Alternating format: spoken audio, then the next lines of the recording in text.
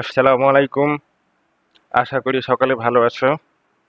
আমি ইমন Shahriar Ifti, অ্যানুয়ালাইট by ES Ifti চ্যানেলের পক্ষ থেকে আজকের এই ভিডিওতে তোমাদের জানাই স্বাগতম। আমি একজন ইংরেজি অনার্স শিক্ষার্থী, যিনি এই প্ল্যাটফর্মে ইংরেজি সাহিত্যের সৌন্দর্য ও ব্যাখ্যা সহজভাবে পৌঁছে দিতে চাই। তুমি যদি অনার্স প্রথম বর্ষের ইন্ট্রোডাকশন টু পোয়েট্রি কোর্সের একদম শূন্য থেকে শুরু করতে চাও এবং কবিতা পড়তে ভয় পাও, তাহলে আমার এই চ্যানেলটি হতে পারে তোমার শ্রেষ্ঠ সাহসর। কারণ এখানে আমি ব্যাখ্যা করব কবিতার কবি পরিচিতি, কবিতার প্রেক্ষাপট, কবিতার প্রতিটি চরণ সম্পূর্ণ ব্যাখ্যা, কবিতার সারাংশ ও মূল ভাব, সবকিছু একদম পরিষ্কার বাংলায় এবং ধাপে ধাপে। আজকের ভিডিও থেকে আমি শুরু করছি একেবারে প্রথম কবিতা সনেট 73 দিয়ে, ইন্ট্রোডাকশন টু পোয়েট্রি কোর্সের সনেট 73। তাই যারা মনে করো পোয়েট্রি মানে কঠিন, তারা একবার দেখে নাও আমি একে কতটা জীবন্ত ও সহজ করে তুলতে পারি।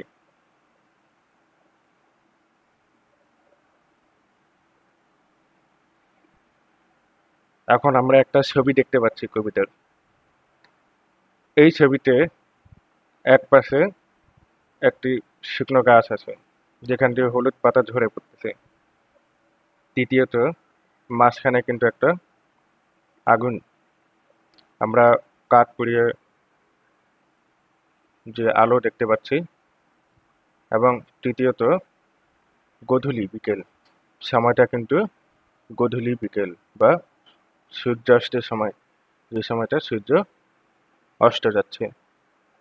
এই তিনটা ছবি দেওয়ার কারণে আমরা কিন্তু কবিতাটি একটি চিত্র আমাদের মস্তিষ্কে যে ধারণা হবে, সেটা কিন্তু বুঝতে পারবো যে কবিতাটি আসলে কি বোঝাতে চাচ্ছে। কবিতাটি লিখেছেন উইলিয়াম শেক্সপিয়ার।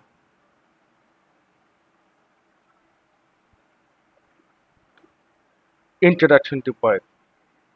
একটি কবিতা কে লিখেছে তার পরিচিতি সম্পর্কে যদি আমাদের ধারণা না থাকে, তাহলে তিনি কোন সময় এই কবিতা লিখেছেন এবং কি জন্য লিখেছেন এবং সেই সময়কার সমাজের অবস্থা কিরকম ছিল, সেগুলো যদি আমরা না জানি, তাহলে কবিতার বিষয়বস্তু সম্পর্কে আমাদের সম্পূর্ণ অস্পষ্ট ধারণা রয়ে যাবে।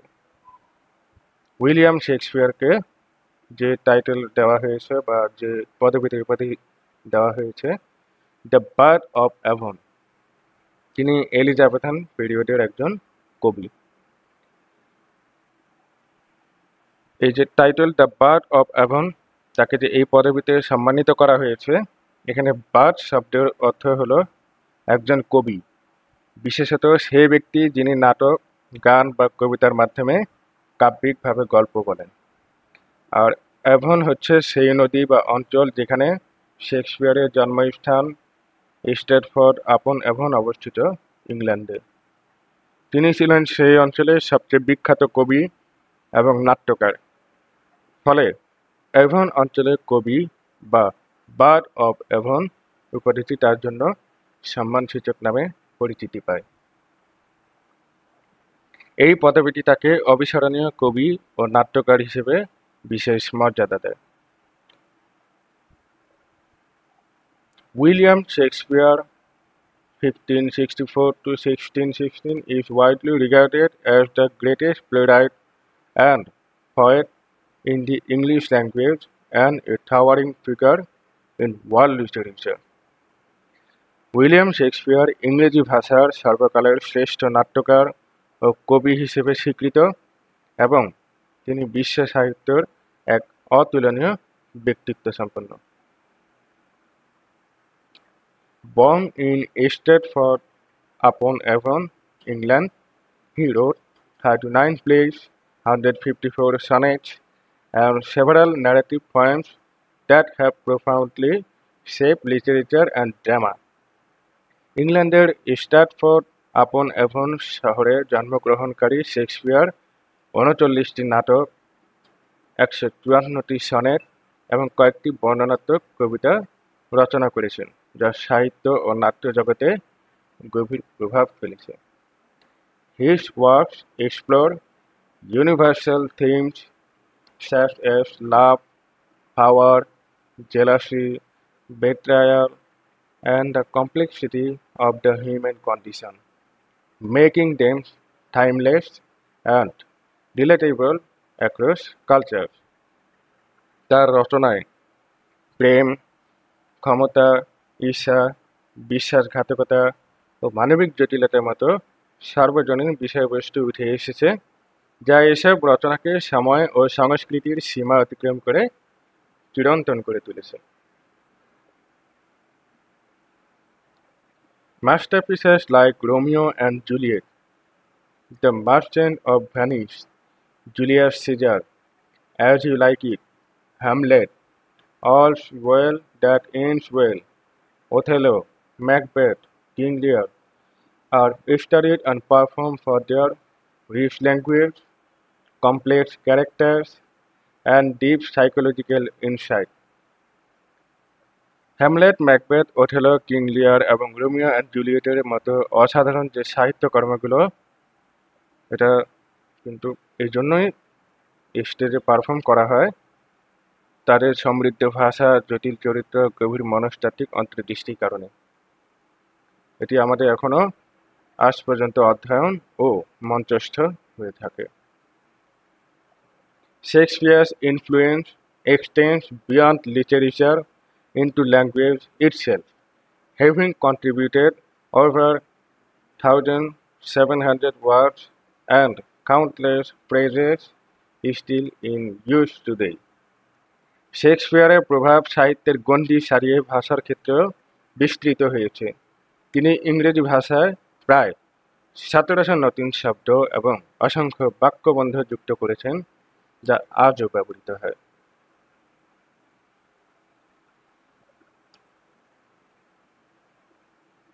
ইন্ট্রোডাকশন। এবার আমরা কবিতার প্রেক্ষাপট সম্পর্কে বা পরিচিতি সম্পর্কে জানব। কবিতাটি লেখার পিছনে কি কারণ রয়েছে, কি ঘটনা আছে, এগুলো যদি অজানা থাকলে কিন্তু মূল কবিতার চরণগুলো পড়ার সময় আমাদের কাছে অস্পষ্ট, অসম্পূর্ণ রয়ে যাবে। তাই আমাদেরকে এটি একটু হলেও জানতে হবে। William Shakespeare wrote 154 sonnets between the 1590s and early 1600s. William Shakespeare 1590-এর দশক থেকে 1600-এর শুরুর দিকে মোট 154টি সনেট লিখেছিলেন। These poems reflect his thoughts on love, beauty, time, and mortality. এই কবিতাগুলোতে তিনি প্রেম, সৌন্দর্য, সময় এবং মৃত্যুত্ব সম্পর্কে নিজের চিন্তা প্রকাশ করেছেন। Sonnet 73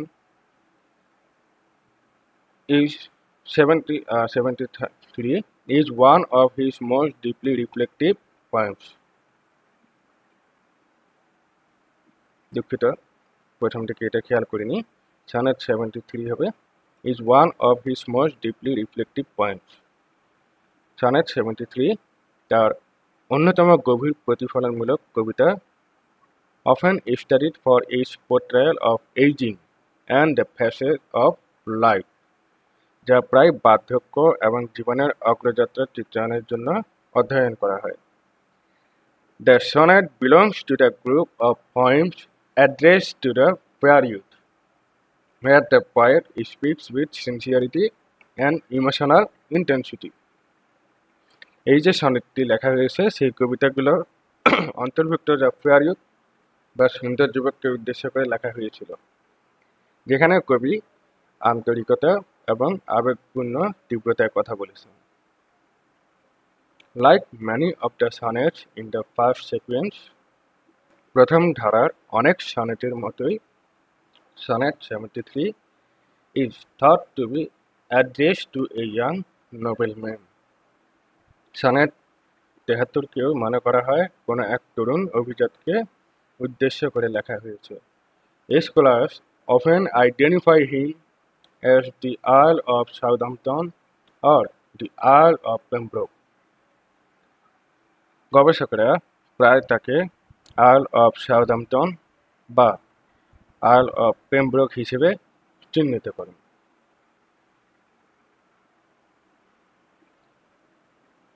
However, the poem never discloses any specific name. তবে কবিতায় কখনোই নির্দিষ্ট কোনো নাম প্রকাশ করা হয়নি। Instead, the poet uses the imagery of autumn, fading twilight, and dying fire to show how age and decay affect human life. বরং কবি হেমন্তকাল, ম্লান হয়ে আসা গোধূলি এবং নিভে যাওয়া আগুনের রূপক ব্যবহার করেছেন, যাতে বোঝানো হয় কিভাবে বার্ধক্য ও ক্ষয়মানতা মানুষের জীবনে প্রভাব ফেলে। These images are not only personal but also universal. এই প্রতিচ্ছবিগুলো কেবল ব্যক্তিগত নয়, বরং সর্বজনীন। By presenting himself as a man nearing the end of life, নিজেকে এক প্রায় জীবন সমাপ্ত মানুষ হিসেবে উপস্থাপন করে Shakespeare urges the young friend to value love more deeply in the face of mortality. Shakespeare সেই তরুণ বন্ধুকে মৃত্যুতে মুখোমুখি দাঁড়িয়ে ভালোবাসার মূল্য আরো গভীরভাবে উপলব্ধি করতে উদ্বুদ্ধ করেছেন। The sonnet reveals the Renaissance awareness of time's power and the human longing for permanence through affection.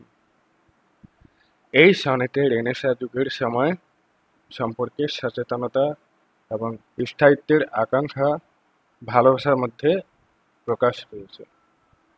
Thus, the poem becomes both a personal confession and a universal meditation on life's transience.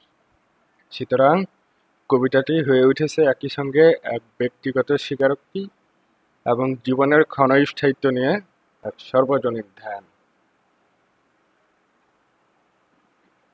এবার আসি আমরা যে কবিতাটি আছে সেগুলোর মূল চরণগুলোর line by line explanation in Bangla, অর্থাৎ বাংলায় আমরা সেগুলো পড়ব। That time of year thou mayst in me behold, তুমি আমার মধ্যে সেই ঋতুর ছায়া দেখতে পারো। এখানে দাও তুমি, an old or Shakespearean form of you, যে ইউ ওয়ার্ডটি আমরা এখন আধুনিকভাবে ব্যবহার করতেছি, শেক্সপিয়ারিয়ানদের সময় ছিল দাও, এবং কবিতার সৌন্দর্য প্রকাশের জন্য বা বর্ধনের জন্য এই দাওটাকে তখন ব্যবহার করা হতো। মেস্ট দেখতে পারো, হতে পারো, এরকম আরো যেটা এখানে ভাবকে ক্রিয়া করবে, যে এখানে দেখতে পারো আমরা যেহেতু পেয়েছি সেই কারণে এখানে আমরা মেস্টকে দেখতে পারো করতেছি। An old poetic form of May, আধুনিক যুগের যে মে ওয়ার্ড সেটার পুরনো রূপ হলো messed. When yellow leaves or none or few do hang, যখন হলুদ পাতা বা খুব কম পাতা অথবা নাই গাছের ডালে ঝুলে থাকে। Upon those boughs which shake against the cold, সেই ডালে যা শীতের ঠান্ডায় কাঁপে। এখানে বাউ হলো একটি গাছের বড় ডাল বা শাখা, branch. Where wind cries, where let the sweet bird song, খালি ধ্বংসপ্রাপ্ত সেই শাখাগুলি যেখানে সম্প্রতি মধুর পাখির গান শোনা যেত। এখানে বেয়ার শব্দের অর্থ খালি বা এমটি, আর উইন কয়েলস হলো ধ্বংসপ্রাপ্ত গির্জার আসনগুলো। এখানে কবি একটু হলো ম্যাটাফোর ব্যবহার করেছে এখানে, সেটা আসলে বোঝাচ্ছে যে ধ্বংস হয়ে যাওয়া গির্জার সেই আসন বা স্টলগুলো বোঝাচ্ছে যেখানে আগে কণ্ঠশিল্পীরা তত্র গাইত। কবি পাতাহীন ডালপালাকে সেই ভাঙা ফাঁকা জায়গার সাথে তুলনা করেছেন। আগে যেমন ওই আসনে সঙ্গীত ভেসে বেড়াতো, এখন সেখানে নীরবতা, তেমনি গাছের ডালপালাতেও একসময় পাখিদের গান ছিল, এখন শুধুই শূন্যতা। এখন আমরা এই যে চারটি চরণ পড়লাম, এটা প্যারাফ্রেজ সম্পর্কে জানবো। When you look at me, you can see an image of those times of year. যখন তুমি আমার দিকে তাকাও তখন তুমি বছরের সেই ঋতুর চিত্র দেখতে পাও। He compares his age to the late autumn of the year, signalling the approach of old age. তিনি নিজের বয়সকে বছরের হেমন্তের সাথে তুলনা করেছেন, যা বার্ধক্যের আগমনী বার্তা দেয়। When the leaves are yellow or have fallen or only few to hang, যখন পাতাগুলো হলুদ হয়ে গেছে বা ঝরে পড়েছে অথবা সামান্যই গাছে ঝুলে আছে। He implies that very little of his life's energy and youth is left. তিনি ইঙ্গিত দিচ্ছেন তার জীবনের তারুণ্য ও শক্তি এখন প্রায় নিঃশেষ। Upon the three branches which shake against the cold, যে ডালপালাগুলো শীতে কেঁপে ওঠে। It reflects his own physical weakness and vulnerability as he ages, trembling under the pressure of time. তা তার শারীরিক দুর্বলতা ও বার্ধক্যের ভঙ্গুরতাকে প্রতিফলিত করে, যেন সময়ের চাপে তিনি কাঁপছেন। The bare branches where the sweet birds recently sang shiver in expectation for the cold. সেই উল্লঙ্গ শাখাগুলো যেখানে একসময় মধুর সুরে পাখিরা গান গাইত, এখন ঠান্ডার প্রত্যাশায় কাঁপছে। This emphasizes the loss of vitality and joy in his life and the passing of the vibrant days of youth. এটি জীবনের প্রাণশক্তি ও আনন্দ হারানোর প্রতীক এবং তারুণ্যের উজ্জ্বল দিনগুলো ফুরিয়ে যাওয়ার ইঙ্গিত বহন করে। In me thou seest the twilight of such day. তুমি আমার মধ্যে দিনের সন্ধ্যার মতো সময় দেখতে পারো। টুইলাইট বলতে গোধূলি বা সন্ধ্যাকালীন আলো। আমি শুরুতে যে সুন্দর একটি ছবি দেখিয়েছি, সেখানে কিন্তু গোধূলি যে সূর্যাস্ত হচ্ছে সে একটা ছবি পেয়েছি।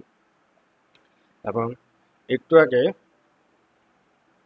হেমন্ত কালের সময় যে গাছ থেকে হলুদ পাতা ঝরে পড়ে, সেটা কিন্তু আমরা এক সাইডে গাছে হলুদ পাতা ঝরে পড়ার ছবিটি দেখতে পেয়েছি। এখনো বাকি আছে হলো আগুন। In me thou seest the twilight of such day. তুমি আমার মধ্যে দিনের সন্ধ্যার মতো সময় দেখতে পারো। এখানে টুইলাইট গোধূলি বা সন্ধ্যাকালীন আলোকে বোঝাচ্ছে। The time of the sunset. As after sunset faded in the west, যেমন সূর্য পশ্চিমে অস্ত যাওয়ার পর নিস্তেজ হয়ে যায়। ফেডেড এখানে নিস্তেজ হয়ে যাওয়া। An old form of fade, আধুনিক শব্দ বা ওয়ার্ড ফেড এর পুরাতন ফর্ম হলো faded, which by and by black night doth take away. ধীরে ধীরে কালো রাত সব কিছুকে ঢেকে নেয়। এখানে ডথ হলো করা। An old or Shakespearean form of do বা ডাস। এই ডু বা ডাসের পুরনো ফর্ম হলো ডোথ। তাহলে ধীরে ধীরে কালো রাত সব কিছুকে ঢেকে নেয়। That second self that seals up all in rest. মৃত্যুর দ্বিতীয় রূপ যা সব কিছুকে বিশ্রামে আবদ্ধ করে। এখানে ডেথ সেকেন্ড সেলফ নাইট অর্থাৎ রাত্রিকে ইঙ্গিত করা হয়েছে। এখানে যে বলা হয়েছে ব্ল্যাক নাইট, এই ব্ল্যাক নাইটকে বলা হচ্ছে যে ডেথ সেকেন্ড সেলফ। মৃত্যুর দ্বিতীয় রূপ হলো কালো রাত। সেলস আপ আবদ্ধ করা, সব কিছুকে বিশ্রামে আবদ্ধ করে। এবার আমরা বাকি চারটা লাইনে প্যারাফ্রেজ সম্পর্কে জানব। In me you can see the twilight that remains after the sunset sets in the west. আমার মধ্যে তুমি দেখতে পাও দাও দাও করা দুঃখিত গোধূলির সেই ক্ষীণ আলো যখন সূর্য পশ্চিমে অস্ত যায়। He suggests that his life is nearing its end like the fading light off evening. তিনি ইঙ্গিত করছেন যে তার জীবন শেষ প্রান্তে, যেমন দিনের আলো মিলিয়ে যায় সন্ধ্যার দিকে। Which by and by is replaced by the black night take away, যা ধীরে ধীরে প্রতিস্থাপিত হয় কালো রাত দ্বারা। He suggests that his life is nearing its end, like the fading light of evening. এখানেও তিনি বোঝাচ্ছেন তার জীবন শেষ হতে চলেছে, যেমন সন্ধ্যার পর অন্ধকার নামে। Death's twin that closes up all in a deep sleep forever. সেই রাত হলো মৃত্যুর যমজ প্রতিচ্ছবি বা মৃত্যুর দ্বিতীয় রূপ, যা সবকিছুকে গভীর চিরস্থায়ী নিদ্রায় ঢেকে দেয়। He presents death as a natural conclusion, closing all activity and bringing permanent rest. তিনি মৃত্যুকে স্বাভাবিক সমাপ্তি হিসেবে উপস্থাপন করেছেন, যা সব কার্যকলাপ থামিয়ে দেয় এবং স্থায়ী বিশ্রামে নিয়ে যাবে। In me thou seest the glowing of such fire. তুমি আমার মধ্যে এমন আগুনের জ্বলন দেখতে পারো। That on the ashes of his youth doth lie, যা তার যুবকের ছাইয়ের উপর পড়ে আসে। এখানে the ashes হলো ছাই। As the dead bed whereon it must expire, ঠিক সেই মৃত্যু সজ্জার মতো যেখানে এটি শেষ হবে। ডেড বেডকে আমরা মৃত্যু সজ্জা বলতে পারি। Consume with that which it was nourished by, যা দ্বারা এটি আগে পুষ্ট হয়েছিল তার মাধ্যমে এটি এখন শেষ হয়ে যায়। এখানে কনজিউম হলো ধ্বংস হয়ে গেছে, নারিশ অর্থ হলো পুষ্ট হয়ে গেছে, যা দ্বারা এটি আগে পুষ্ট হয়েছিল। ইট ওয়াজ নারিশ বাই, তার মাধ্যমে এটি এখন শেষ হয়ে গেছে। Consume with that. দিস দাও পারসিভস which makes thy love more strong, তুমি এটা উপলব্ধি করো যা তোমার ভালোবাসাকে আরো শক্তিশালী করে। দাও পারসিভ হলো ইউ পারসিভ, তুমি উপলব্ধি করো। আর এখানে যে দাই পেলাম আমরা, দাই লাভ মোর স্ট্রং, তোমার ভালোবাসাকে আরো শক্তিশালী করে। এখানে দাই হলো তোমার, an old or Shakespearean form of your. To love that well which thou must live alone, এমন কিছু ভালোবাসা ভালোভাবে যা তোমাকে শীঘ্রই ছাড়তে হবে। এখানে এরে বাংলা অর্থ হলো আগে বা পূর্বে, an old form of the word before, যে বিফোর বা পূর্বে আমরা শব্দটি এখন ব্যবহার করি, সেই সময়কার কবিতার চরণের সৌন্দর্য বর্ধনের জন্য এরে বলা হতো। Must live alone. এবার আসি আমরা বাকি যে 6টি বা 6ষ্ঠ পেয়েছে সেটা প্যারাফ্রেজ সম্পর্কে জানব। In me you can see the glowing flower, আমার মধ্যে তুমি সেই জ্বলন্ত আগুনের শিখা দেখতে পাও। The fire still glows but it is weak and nearing its end, symbolising the last stage of his life. এটি এখনো জ্বলছে কিন্তু দুর্বল এবং নিভে যাওয়ার পথে, যা জীবনের শেষ পর্যায়কে প্রতীকীভাবে বোঝায়। That on the ashes of early life, it emphasizes that life's former energy now only remains in faint traces, যা শুয়ে আছে আগের জীবনের ছায়ের উপর। অর্থাৎ এখানে কবি বোঝাচ্ছেন যে জীবনের পূর্বের শক্তি ও তারুণ্য এখন শুধু ক্ষীণ ছাপ হিসেবে রয়ে গেছে। As he lays on his deathbed on which it comes to an end, ঠিক যেন মৃত্যু সজ্জায় শুয়ে থাকা সেই আগুন যা ধীরে ধীরে নিভে যাচ্ছে। He uses this image to highlight the inevitability of mortality. তিনি এই চিত্র ব্যবহার করেছেন মৃত্যুর অবশ্যম্ভাবী সত্যকে তুলে ধরতে। Consumed with what it was nourished by, যে জিনিস একসময় তাকে পুষ্টি ও শক্তি জুগিয়েছিল।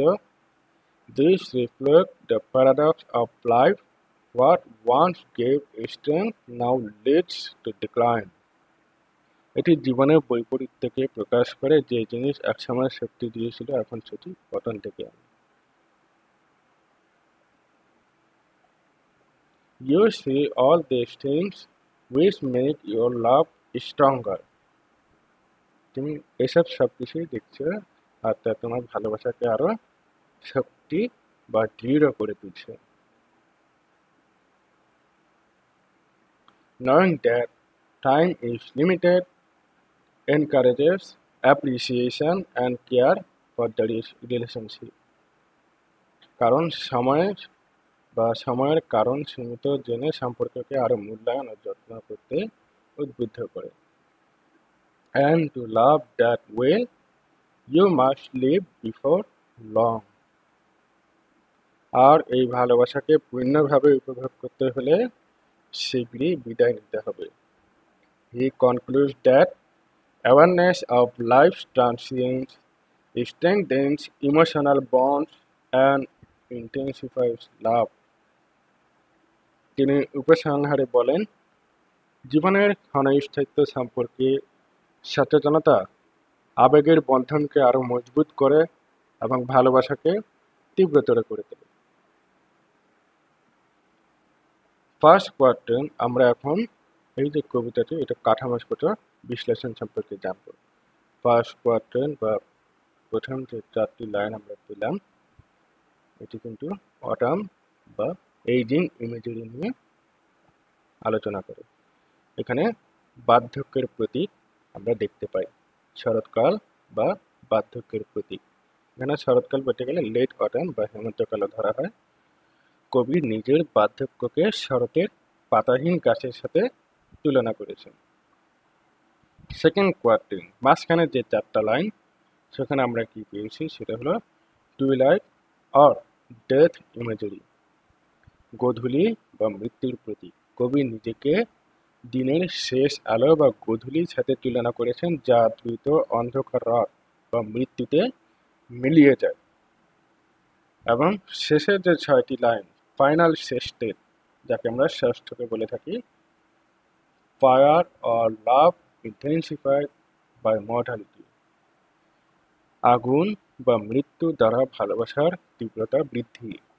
কবি নিজের জীবনকে নিভে আসা আগুনের সাথে তুলনা করেছেন। এই উপলব্ধি তার তরুণ বন্ধুকে শেখায় যে জীবনের ক্ষণস্থায়িত্ব ভালোবাসাকে আরো গভীর ও শক্তিশালী করে তোলে। এই যে কবিতাটি আমরা পড়লাম, আমাদের এখন কিছুটা হলো স্পষ্ট হয়ে ওঠে। পুরো কবিতা জুড়ে একবারে যদি সামারি পড়া হয়, সারসংক্ষেপটা একবারে ধারাবাহিকভাবে পড়া হয়, তাহলে আমাদের পুরো চিত্রটা ফুটে উঠবে, আমাদের মনের ভিতরে তার চিত্র প্রতিফলন ঘটবে।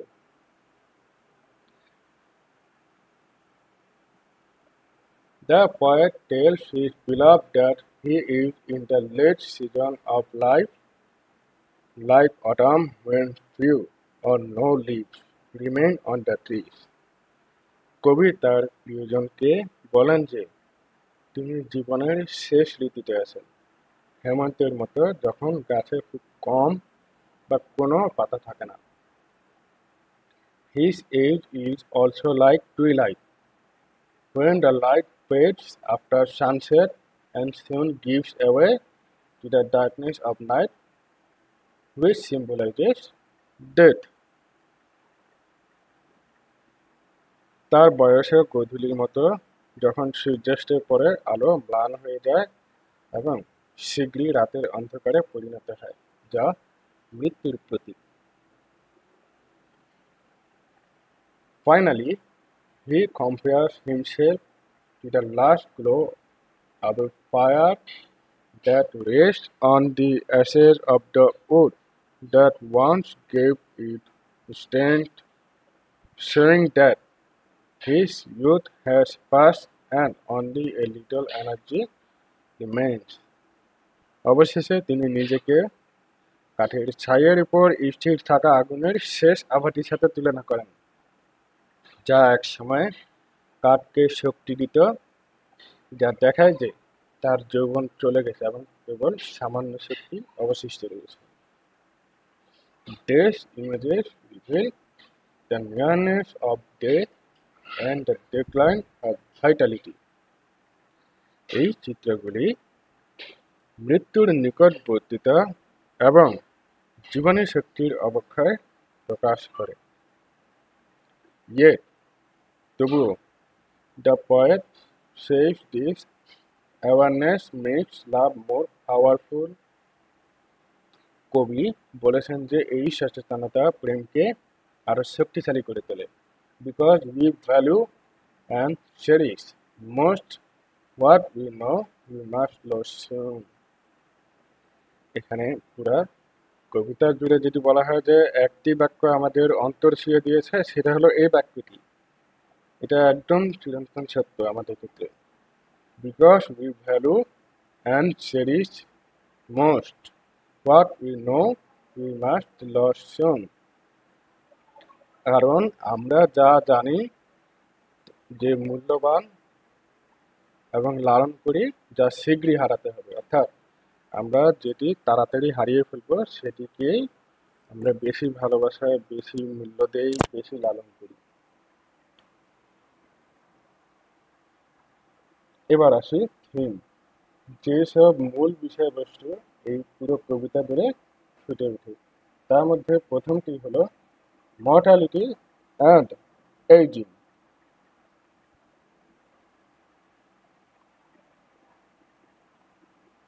মৃত্যু এবং বার্ধক্য।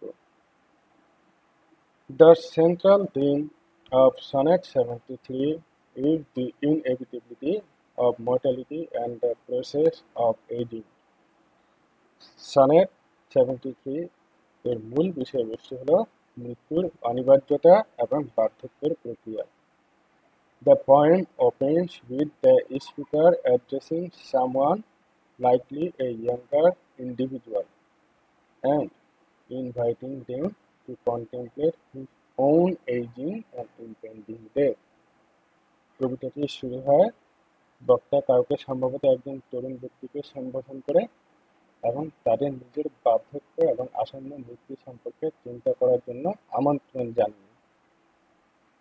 The various metaphors used throughout the sonnet, such as late autumn, twilight, and the dying fire, all serve to illustrate the passage of time and the gradual decline of life's vitality.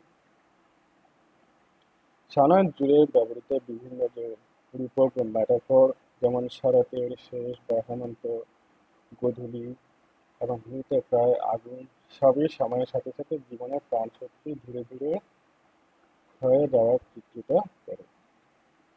This metaphor vividly conveys the idea that just as the leaves fall from trees and the light fades at twilight, so too does youth and life inevitably give away to old age and death. এই রূপকগুলি স্পষ্টভাবে এই ধারণাটি প্রকাশ করে যে ঠিক যেমন গাছ থেকে পাতা ঝরে পড়ে এবং গোধূলিতে আলো ম্লান হয়ে যায়, তেমনি যৌবন এবং জীবনও অনিবার্যভাবে বার্ধক্য এবং মৃত্যুর পথে ছেড়ে দেয়। This theme of mortality is a fundamental aspect of the human condition, and Shakespeare explores it with both melancholy and acceptance in Sonnet 73.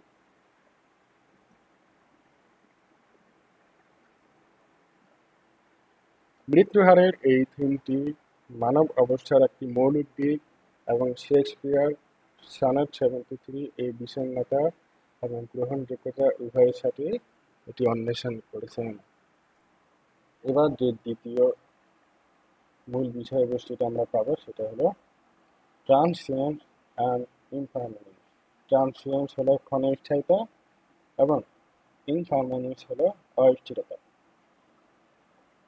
Closely related to the theme of mortality is the theme of transience and impermanence. মৃত্যু হারের থিমটির সাথে ঘনিষ্ঠভাবে সম্পর্কিত হলো ক্ষণস্থায়িতা এবং অস্থিরতার theme.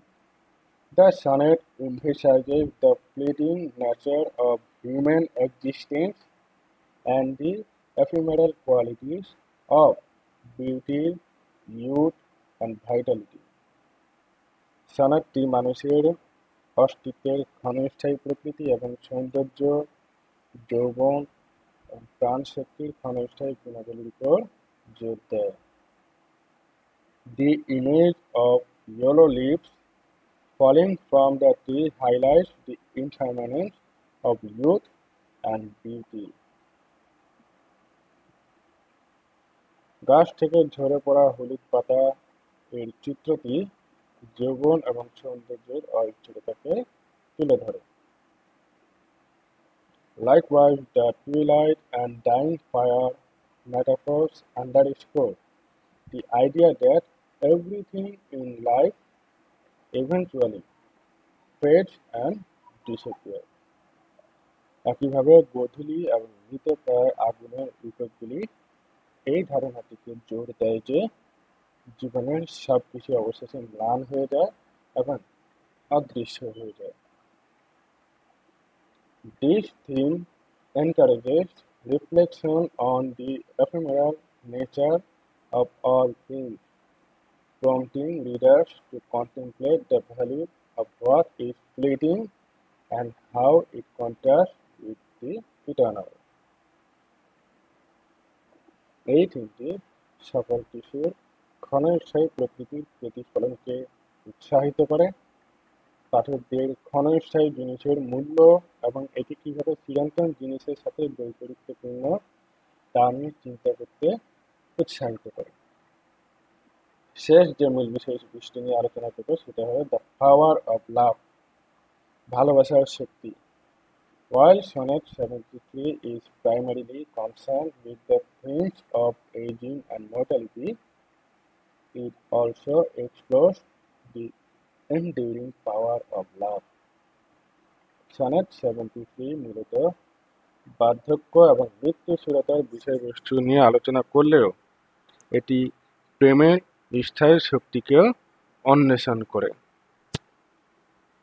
The poem's final couplet reveals that the awareness of the speaker's impending death actually strengthens the love between the speaker and the person addressed.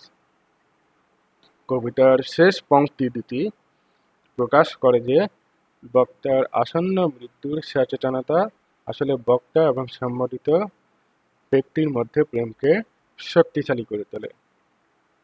The line, "To love that well which thou must live alone," suggests that the awareness of mortality intensifies the depth of their love.